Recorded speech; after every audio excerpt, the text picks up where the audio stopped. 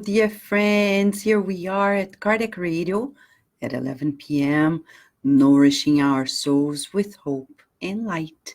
Hope and Light is a program based on the book Hope and Light by Emmanuel and other spirit authors through Chico Xavier, a book that was mostly psychographed in the 90s and published in 1993. This book is really a boost of hope. We need to feel hope, this divine stimulus pointing us to progress. You know that we never regress, right? Yes, Kardec, in the Spirit's book, publishes his question and the answers of the spirits when he asked, do we regress? And the Spirit said, no, we always progress. We may delay our progress, but never regress. And this is life-changing. I say life-changing because no matter what happens to us, we make mistakes. But the most important thing is to know we're allowed to choose and to learn with our choices, whether they are a delay in this progress or the actual one. Some way we're going to get there, no matter if we take this route or this route. It's up to us. And that's the beauty of life. And God made you and I this way. I keep reminding people because Mentor Joseph says, Vanessa, remember, God allows us to choose. When He allows us, it means that there is a way out. So bless your past to move on. That's exactly what we're going to do here tonight with the message by Emmanuel titled, what is the message titled? Forgiveness always. Okay, I will get the paper. Yes, right here.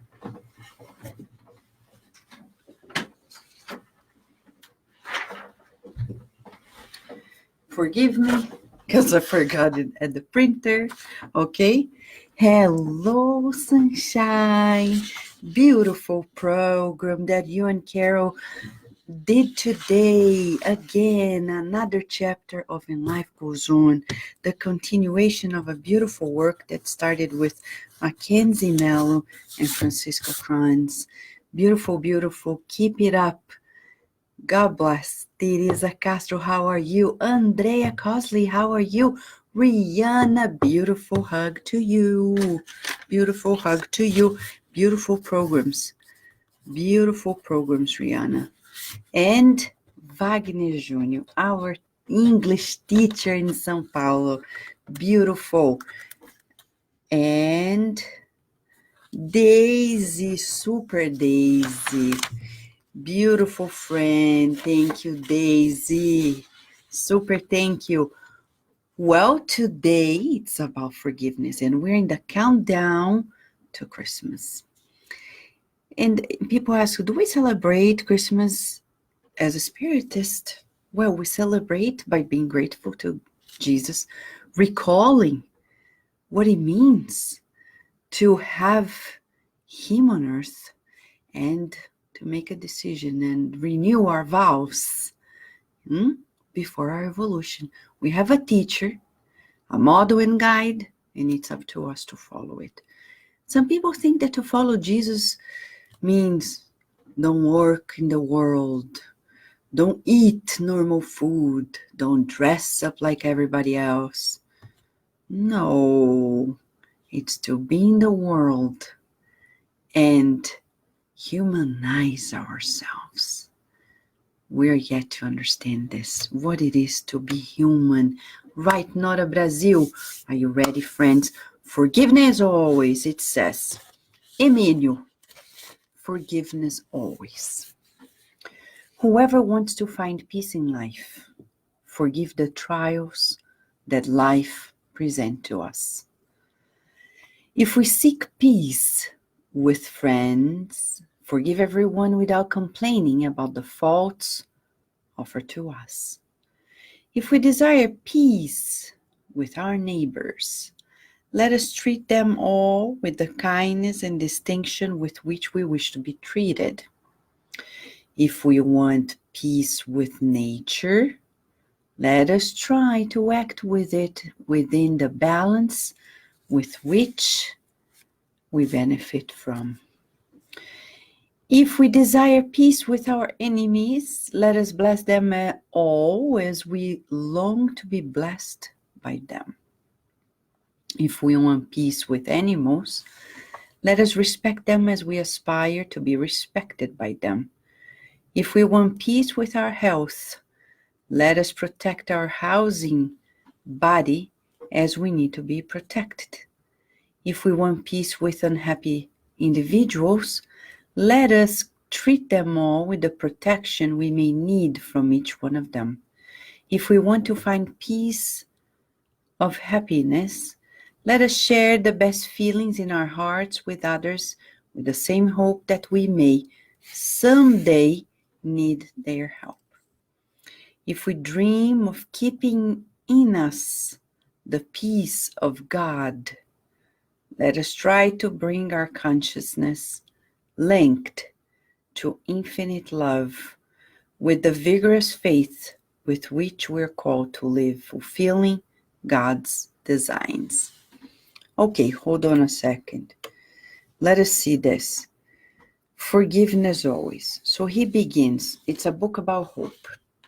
And you may be asking, what does forgiveness have to do with hope? Well, we can only forgive when we see a way out. If we think we're doomed or everything was unfair, when we victimize ourselves, it's so hard to forgive, even ourselves, because we don't see a way out. So we need hope to actually bypass that negative or the negativity and conquer forgiveness. Forgiveness is only possible where we see the brighter side. You know, there are some people who are easy to forget things that happen between them and other people. And people say, I don't forget. I mark it down and I will never forget. We should forget. Even in events that happen in a nation, people say, never forget, we'll never forget. Well, we may not forget the people, but we need to forget that sadness. Forget in the sense of letting go and compassionately addressing it instead of just rewinding the tape, right? As Jonas Pelicioni is saying here, a quote from André Luiz, Lord, before offenses that may have hurt us somewhat, help me remember how many times I've received others' forgiveness before my own faults. Thank you, Jonas. This is André Luiz. So Emmanuel is such an educator that today he gave this recipe of forgiveness. Because he has bullet points for specific things, it's as if he's giving us a recipe for forgiveness that will lead us to peace and happiness. He first begins by summarizing it all. I think Emmanuel is so pragmatic in so many ways, very much like in the American style. He's to the point. We love it. He says, whoever wants to find peace in life, forgive the trials that life presents us. So first, 2 blocks of ideas. Whoever wants to find peace in life. Well, do you? Do I? Some people don't, believe it or not. We should assess ourselves. Do I want to find peace in life? Some people, they don't care if it's a war all the time. They don't care if it's a battlefield in their lives. They love it. They love dwelling. They're still there. And you may say, but Vanessa, that's crazy. No, this is human nature on earth, still at a very lower level. When we study the hierarchy of spirits in the Spirits book, We see that there are certain types of spirits that still like low order events. For them, let them be. The thing is, what about us? Do you like peace in life or not? Yes, me too. So we're all raising our hands, right? So the raising hands saying, me too, me three, me four.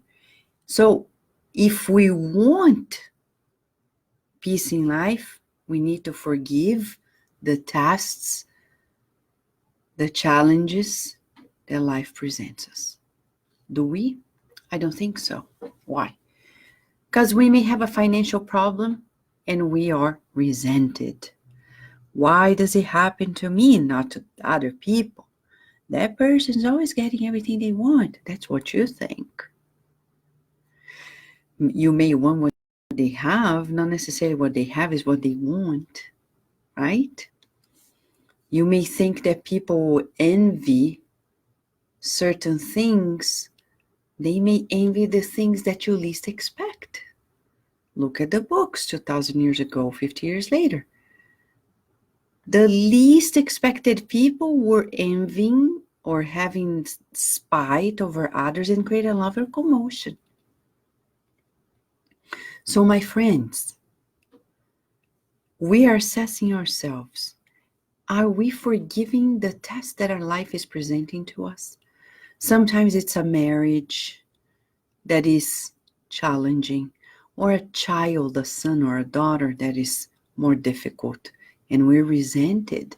I see that clearly many parents when their children are born with unexpected issues, they become so resented. I talk to some people and they say, my life changed completely. And they resented with life. Since the day my son or my daughter is born and they had this issue, whether physical, mental, etc. Or they are resented with life because they wanted something that never happened. So Emmanuel is saying we need to forgive it. Now it's on us to literally find a pathway through it. If we seek peace with friends, now recipe book. If we want to find peace with friends, what do we need to do? Forgive everyone without complaining about the faults offered to us. Of course, friends, it's interesting. Who is going to hurt you first? The ones that are the closest, friends and family. Of course, you expect something. They don't give you what you expect. And that means you or I will be hurt. Will we? We have to renew ourselves and say, okay, I didn't like that, but you know what? Nobody's perfect. Neither do I. If we desire peace with neighbors, that's interesting. We need to be kind and treat them with distinction. Do we? We hope so. Of course, in a culture where neighbors are a big part of us, that is imperative. Depending on where you live in this world, neighbors are almost like family. Depending on the parts of the world, they are not, right? They may be the person you see every day when you go by a particular place, and we need to say hi, hello, how are you? How are you doing? Etc. And they sometimes need to talk a little longer, and we listen, and we pay attention, and we pray for them, because at the end of the day, we all matter, right? Now, this is very current. This message was psychographed in 1993 by Emmanuel through Chico Xavier, when Chico Xavier was in Uberaba, Brazil. And he says, if we want peace with nature, first question, do we want peace with nature? Some people don't. They want to abuse nature. And nature's going to reply. That's something we didn't know, that science has been telling us for the last decades. If we keep doing this with nature and to nature, what's going to happen to us? What's going to happen to us? It's what we're talking about. Global warming, climate change, and people still doubt it. And they dare to tell us that science doesn't know what they're doing. As a scientist myself, I tell you this, scientists are serious. They really love studying. They really love to do what majority of people don't like, is to keep close observation on the things that many people don't care. I've come to know, for example, some people who are studying about bees, the life of the bees and honey, and you say, oh my gosh, why do I care? You care because without bees, the world would be completely different. It has everything with the balance of the world. We could go through the whole 9 yards of it. So thanks to those scientists who are not willing to be on the spotlight. They don't care. They really study. They are revealing to us important information about nature, about our home, that will be essential for us to live better. So nowadays, when we see a 16-year-old coming and telling us that we need to pay attention to climate change, if we think that she's just spoiled or want to go viral, we don't know anything about the new generation. Greta Thunberg is the proof that Kardec in 1867-68, especially 68, when he published the book Genesis, he was preparing the book and then he published in 68, he was saying, the new generation is coming. Since then, the new generation is not coming now. It's always coming. And he said, it's coming. And they are going to show us the way. They're going to push. The problem is that they have been coming. But we always have adults who are of the old school, the old generation. They don't understand. We can't abuse nature. We have to carefully exchange. It's an exchange. I take the honey and I protect the bees. Okay? So I can take fuel as long as I know about quantity. And now we need clean energy. Now we need clean everything that we do. We're learning. We don't know many things. Recycling. It's about spending less. It's about buying less. Because buying less, eating less, and being more frugal is beneficial to the planet.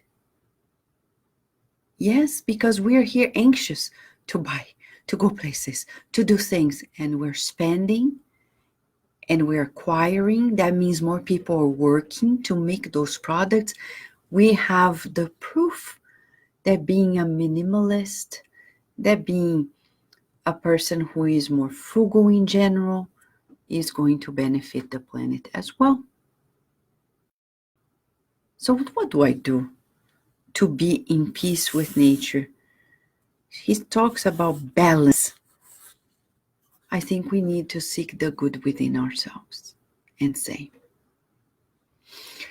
I am at peace and this moment suffices. I don't need to drink, to do anything external to me to fulfill myself, unless I need to help and serve others. And that we need to do nonstop, nonstop, nonstop. But for selfish purposes, if we desire peace with our enemies, now that's a big one. Huh? And I'm glad that he put it in between the text, because then we're getting excited, and then he's like, oh, and then he excites us again. So he goes from peace in life, peace with friends, peace with neighbors, peace with nature, peace with enemies. And you may claim, but Vanessa, I don't have enemies. Good for you. You don't have enemies. Good for you. But it depends. Enemy can be anybody whom we think with disgust, we're afraid, or we are feeling competitive. It's an adversary or somebody whom we really wish ill.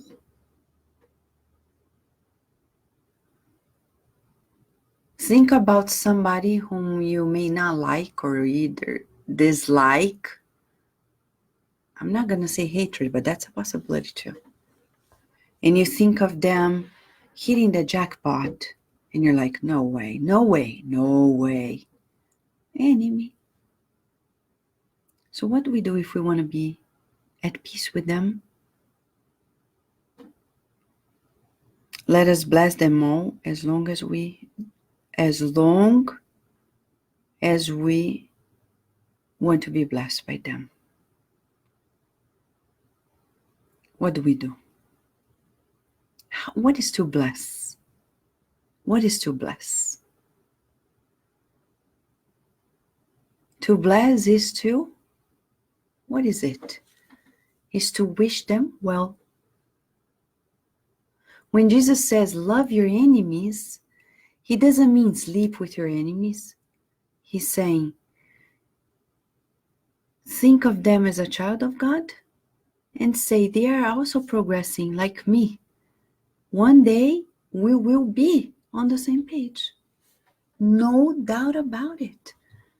But Vanessa, look what they do. Look what they've done. I know, but they are children of God. They are not my children.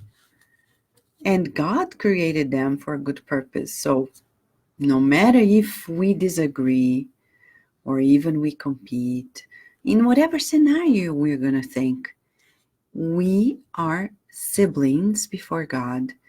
We are all progressing. And one day we'll be walking side by side with one another and be BFFs. I think so. It may be crazy to think about it, but that's how we bless them. We think, oh, they are children of God. That's a blessing. 2, they also progress.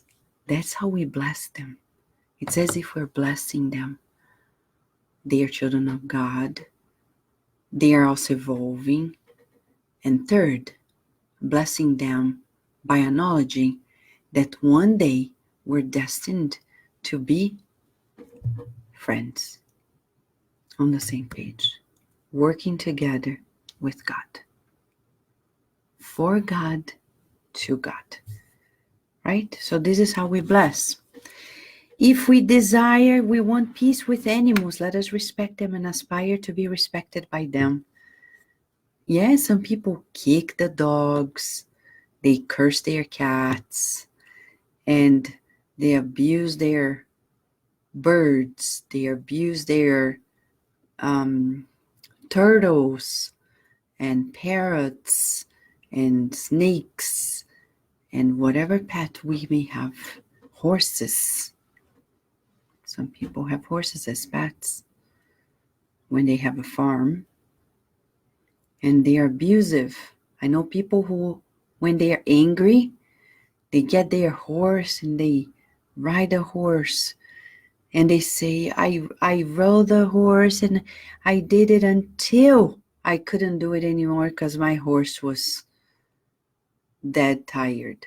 Oh my Lord, that's abusive. If you're angry, you run and let the horse be by himself or herself. right? So we can't abuse the animals like this. We need to be less selfish. We need to respect them, and then they will respect us. If we want peace with our health, it's interesting because he talks about animals, and according to André Luiz, the cells of our bodies are like little animals. It's in the book Evolution in Two Worlds, chapter 2. So he says, peace with our health. Peace with our health, we need to protect our body as we want it to protect us. Are you at peace with your body? I'm not so sure, because my body has needs that I'm not attending to. So we need to revisit it. We're almost in a new year. In 10 days, we'll be entering a new decade, a new year. And it's when we are going to begin again our route around the sun, a new year, a new decade, new plans from on high for all of us. Respecting the physical body because we are reincarnated. That's one of the things that for sure is in our reincarnatory plan. Many people may ask, but I don't know what I should do in this life. One thing for sure is to learn how to take care of the body. To take care of the body doesn't mean we're going to go through plastic surgery, be in the gym the whole day, eating healthy and taking all the supplements possible. No, it means you're hungry, I'll give you proper food that you need to be nourished and healthy. You need to rest, I'll give you rest. You need exercise, I will exercise you. This is to protect the body. Are we protecting our bodies, friends? If we want peace with unhappy individuals, let us treat them all with protection that we may need from them one day. So I'll give you a short story that was written by Roque Jacinto. It was published in English, the version in English, by the Brazilian Spiritist Federation way back when. And it's a sold-out book for children named The Wicked Queen. And he talks about the Snow White. Remember the story, right? The queen and the wicked queen and Snow White. So the version that we know. And one day, past the moment that she almost killed Snow White or pushed her away from the prince because she was jealous, right? Of the beauty, Snow Queen's beauty, Snow White's beauty. She receives an invitation. This is Roque Jacinto's book, saying that one day the wicked queen is in her castle and she receives an invitation. And the invitation is for Snow White's marriage with the prince. She's so upset. She looks at her mirror and asks the famous question, mirror, mirror, da-da-dee-da-da-da, at the end of the day asking who is the most beautiful of all. And the mirror says, I'm so sorry, but you're not going to like what I'm going to say. Snow White is the most beautiful one. She's so upset that in a fit of anger, she starts hitting the mirror. And when she hits the mirror, it breaks apart. She gets hurt and she falls down and dies in a puddle of blood. Yeah, I know. This is crazy, but it's a spiritist book for children as well. It's different from the version that we got. It's a spiritist continuation of the story. So then she finds herself the wicked queen in the spiritual realm. But she's not dressed up as a queen, and she is not either beautiful. She's no longer beautiful.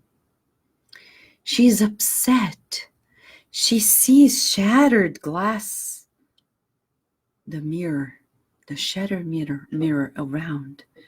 She sees herself in every shattered piece. And it's repeating to her that she's not the most beautiful. Actually, she's the ugliest of them all. She is tortured by that thought and the voices that are speaking in her mind until a moment she recalls of her mother, who's so loving, and says a prayer. Oh, mother, I need you so much. And the mother shows up to her, says, mother, please, what's happening to me? And then the mother explains her reality. So what's going to happen next? You're going to learn how to be beautiful from inside out. Because right now, your beauty was only in the external, but your heart was not beautiful at all. We need to begin anew. And she said, how am I going to do it? You need to be born again. But who is going to receive me, Mom? Who is going to be a family that will be willing to receive me in their family? So the mom prays to the higher spirits, and the higher spirits look in their files, and they come with the verdict. They say, we found the one that is going to be your mother. And they say, you will learn with her to be loving and kind, and one day you'll be as beautiful as her. Who will be my mom? Snow White. The very Snow White that she cursed, that she persecuted, was the one who was supposed to be her mother. Interesting enough, this may be the reality of many. Often children are so disappointed at their parents when they grow older, like teenage years, or even younger.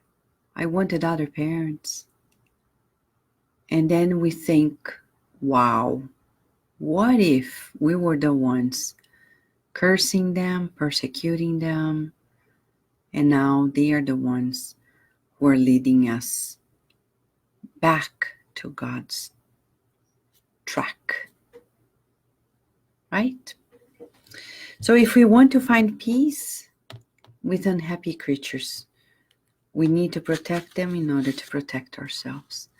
By receiving the wicked queen, Snow White would very likely be protected from the very persecution, because now she's the daughter. Food for thought.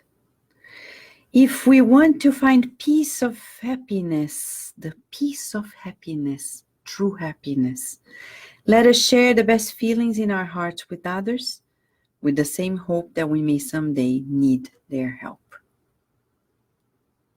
At some point, we will exchange help. So let us help. Help, help, help. And that's how we who are destined to find happiness will also find the peace in it. It's impossible to progress without helping others. At work, if we want to succeed, the best route is to collaborate. Help others succeed and you'll succeed. Because if you want to use people to go up, they will take it down. But that's our nature, to love to help, to enjoy to help. If we don't enjoy yet, that's a good exercise. And finally, he says, if we dream, do we? Of keeping in us the peace of God, let us try to bring our consciousness linked to the infinite love with the vigorous faith with which we're called to live, fulfilling God's designs. This is the third part of the Spirit's book by Allan Kardec, The Natural or Divine Laws. If we fulfill the laws of God, we will keep, and that's a beautiful expression, keep the peace of God in us. And he says keep, and you may ask, keep, does that mean it's already inside of me, the peace of God? Yes, how do we know? Question and answer 621 of the Spirit's book, which is actually in chapter 1 of part 3 of the Spirit's book. It says, the laws of God is in our conscience, so keep the peace of God within by fulfilling those laws. So we need to read, instruct ourselves in order to acquire those new habits. I think we're always delighted, friends. It's always a lesson of hope for us to know that we can learn, to begin anew, to reinvent ourselves, always. That's how God has created us, and we rejoice. It feels like Christmas already, doesn't it? Yes, I think God created us on a Christmas day. And whenever we recall his designs and fulfill them, we go back to that very Christmas day, because Christmas Day is all about the birth of the best in us, the divine, and that's our birthday too. Thanks to God, hail Christ, for Jesus coming and showing to us our connection to God. Friends, in the next 24 hours, let us celebrate the beauty of this forgiveness always by finding hope in everything that we do, and collaborating with everyone that we encounter in our thoughts, feelings, words, and actions. A big hug to you, and until tomorrow, God willing, with hope and light, here at Kardec Radio, always, always nourishing our souls. Bye-bye.